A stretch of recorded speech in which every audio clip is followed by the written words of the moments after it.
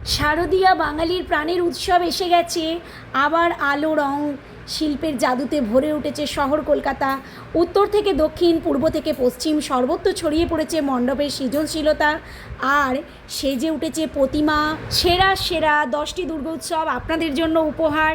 কোথাও প্রতিমার অপূর্ব শোভা, কোথাও আবার ঐতিহ্যের ছোঁয়া, কোথাও আধুনিক শিল্পের ক্যানভাস, কোথাও বা সমাজ সচেতনতার গভীর বার্তা বহন করে তুলেছে এবছরের কলকাতার দুর্গোৎসব। আমি হাজির হলাম কুমোরটুলি পার্ক। ওনাদের এবছরের থিম হলো গাছপাতা। গাছের প্রাণ আছে, প্রধান অঙ্গ তার পাতা। এই পাতাই মানুষকে বাঁচিয়ে রাখতে সাহায্য করে, খাদ্য হিসাবে গাছকে রসদ জুগিয়ে। আমাদের জীবনেও তাই কী করা উচিত, গাছের যত্ন নেওয়া উচিত এবং এই পাতাকে বিশেষভাবে লক্ষ্য রাখা উচিত। এবছরে ওনাদের থিম এটা। এরপরে চলে গেলাম নর্থ কলকাতা বা উত্তর কলকাতার আরেকটি প্যান্ডেলে, আহিরিটলার সর্বজনীন দুর্গোৎসব। এদের এবছরের থিম হলো প্রবাহ। এখানে লাইভ পারফরমেন্স হচ্ছে আর পরমাণুর মধ্যে দিয়ে আমাদের জীবন যেমন তৈরি হয়েছে তার মাঝে আছে ভগবানের বাস। দুঃখে সুখে কেন্দ্রবিন্দুতে মা দুর্গাকে রাখা হয়েছে এখানে।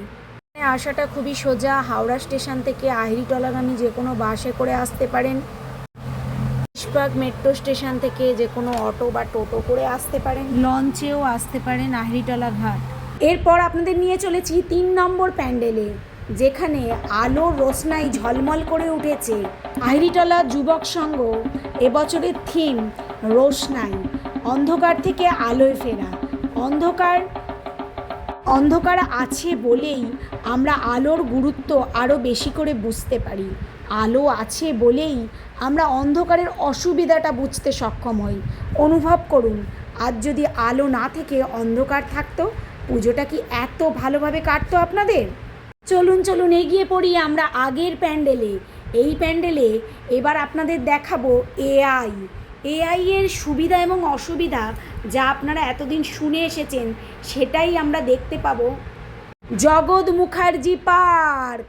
ওনাদের এবছরের থিম এআই এর ইতিবাচক দিক আর নেতিবাচক দিক, অর্থাৎ দাসত্ব। মণ্ডপ সজ্জা ও প্রতিমা অসাধারণ, লাইটিং প্রচণ্ড সুন্দর। এখানে nearest metro station Shobhabazar.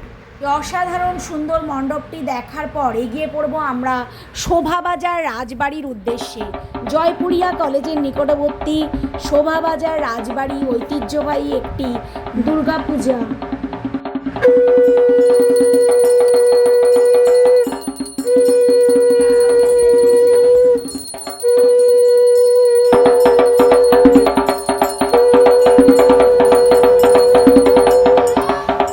Shobhabazar রাজবাড়ির পুজো পরিক্রমা করে এগিয়ে চললাম টালা ব্রিজ ধরে টালা প্রত্যয়। 100 বছর পূর্তি উপলক্ষে এদের এবছরের থিম বীজ অঙ্গন।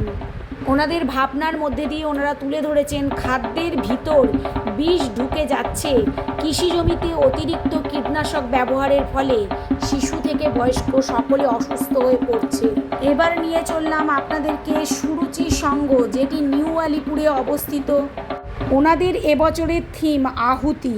স্বাধীনতা সংগ্রামীদের রক্তঝরা ত্যাগের কাহিনী ওনারা তুলে ধরেছেন ওনাদের থিমের মধ্যে দিয়ে। মুক্তি যাদের কাম্য, হাসি মুখে যারা দিয়েছিলেন নিজেদের প্রাণ, তাদের সেই আত্মবলিদানকেই এখানে ফুটিয়ে তোলা হয়েছে জীবনের অমর স্মৃতিকে তুলে ধরেছে সুরুচি সংঘের আহুতি।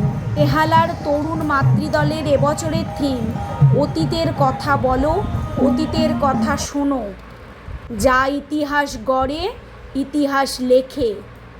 বরিশা ক্লাবের এবছরের থিম জিনা ইহা মারনা ইহা, মেরা নাম জোকার। সম্পূর্ণ সার্কাসের মতো করে সাজানো এবং এখানে জোকারেরা প্রত্যেকের মুখের হাসি বজায় রাখার চেষ্টা করেছেন।